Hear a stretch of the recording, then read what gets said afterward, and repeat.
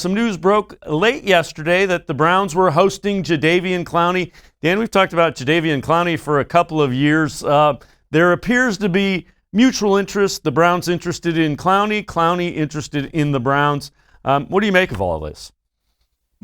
I think it's really interesting. The Browns are coming back around on Clowney. You know, they just sort of did the same dance with Takk McKinley, where they tried to claim him a number of times last year, tried to trade for him last year, and finally signed him in free agency.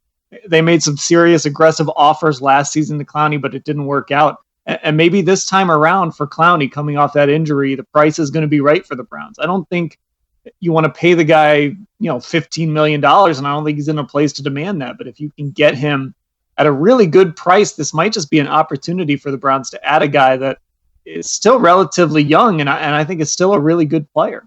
The other thing that, the reports nationally have come out that, they sat face-to-face to kind of get to know each other, which is a sign. That's a good sign, and they didn't rush into the signing. There was no offer extended, but both are interested. Browns want to kind of get a feel for it. When you look at what would be appealing to Clowney, I don't think he's played opposite a guy like Myles Garrett. There aren't too many in the NFL like Myles Garrett, so there's that going for the Browns.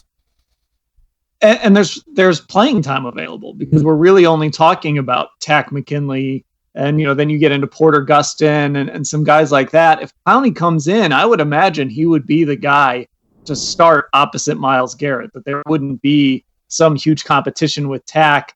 The Browns could still draft a player. I don't think bringing in Clowney would rule that out, but I still think Clowney would be the favorite to start in that position, and this is an opportunity for him, still under 30 years old, to be able to sort of revive his career and maybe get, another nice contract after this season. So this is a really great opportunity for him, and I think he's a guy that complements really well. I don't know that you want him to be your top edge rusher, but he's a guy that can complement really well based on his skill set and what he does. Yeah, and the other thing is you have to pick. Are you going to have, are you going to double team Myles Garrett, or are you going to double team Clowney? Now, Clowney's a guy that's not used to having, that complementary piece. We mentioned yesterday on this show, he didn't have any sacks, but he led the league in pressures for guys with no sacks. So it's not like he is, not getting it done. He's not finishing, if you will. Yeah, you've really got to dig deeper when you talk about Clowney, because the sack numbers just aren't there. He has never had double-digit sacks in his career. He had a couple years in Houston where he went 9.5 and 9 back-to-back, and that's been about the top. But he's always been good against the run. And when you start to dig into pressures, hits, in the first 7 weeks of the season last year, which were really, he played 8 games, and he played those first 7 weeks consecutively. He led the league in batted passes. So he does a lot of things like that.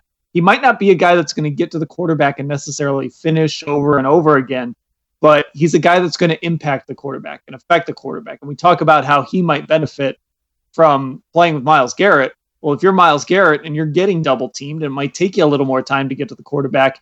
You're going to love the idea of Clowney on the other end, maybe pushing that quarterback a little more towards you. So these guys can really work off together very well.